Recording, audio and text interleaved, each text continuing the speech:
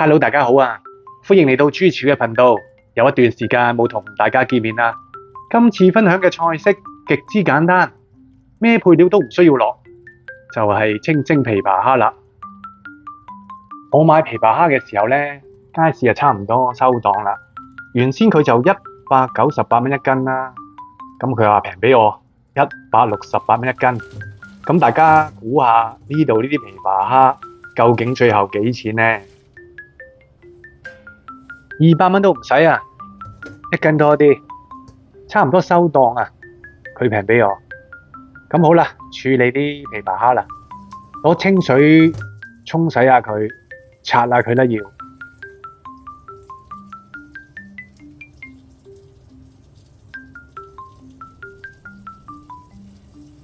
我就預備咗啲牙刷，逐隻刷下佢。有啲隱藏嘅位置呢，有啲污漬呢，咁啊盡量刷下佢啦，清洗乾淨。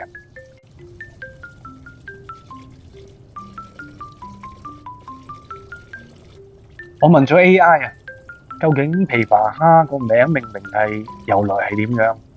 原來嗰陣時有啲沿海嘅漁民呢，見到呢啲蝦捉咗之後呢，就覺得佢似琵琶啦，即係中國嗰啲樂器琵琶。之後佢就叫咗佢做琵琶蝦啦。日本嘅名呢，就叫做海蟾蝦，有啲似呢蟾類啊，所以佢叫海蟾蝦喺日本嗰邊。洗完啦，處理完畢，準備就清蒸咗佢。將啲水煲滾先，大家記住喎，清蒸琵琶蝦呢，要水滾咗之後呢，先將啲琵琶蝦放落去啊。咁蒸嘅時間蒸幾耐呢？視乎翻嗰啲琵琶蝦嘅大細。咁我呢次嗰啲琵琶蝦嘅 size 呢，咁唔算太大隻，咁我就冇開邊，就原隻蒸。我會蒸佢8分鐘左右。一般嚟講呢，7至8分鐘度呢都全熟晒㗎啦。記住喎，視乎翻佢大細。如果佢比較大啲呢，咁啊蒸耐翻1分鐘之後再焗一焗佢咁樣。如果再大隻啲嗰啲呢，就可以開邊咯，將佢1分為2咁樣蒸。咁視乎翻都係個尺寸啊，個 size 咁樣啦。記得啦，大家。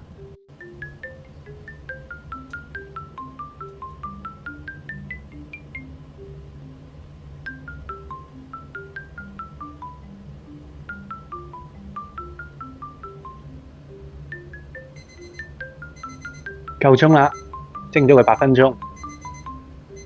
望落去嘅色澤呢，全部都全熟㗎啦，應該係咪非常之簡單啊？我之前講啦，係清蒸琵琶蝦，任何配料都唔需要落，趁係滾水，因為試佢嗰個原汁原味啊。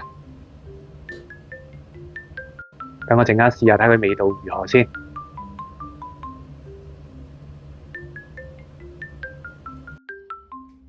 只要啲蝦夠新鮮呢，清蒸係最好嘅，可以鎖住佢嗰啲原汁原味。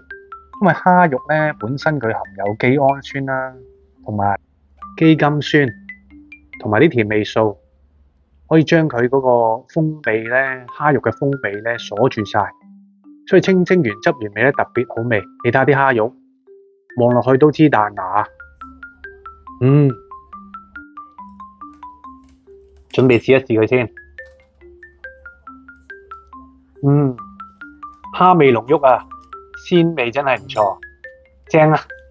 個肉質呢，口感彈牙，琵琶蝦果然唔錯。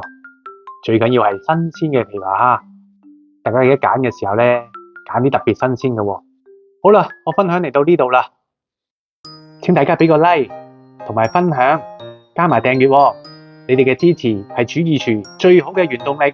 拜拜。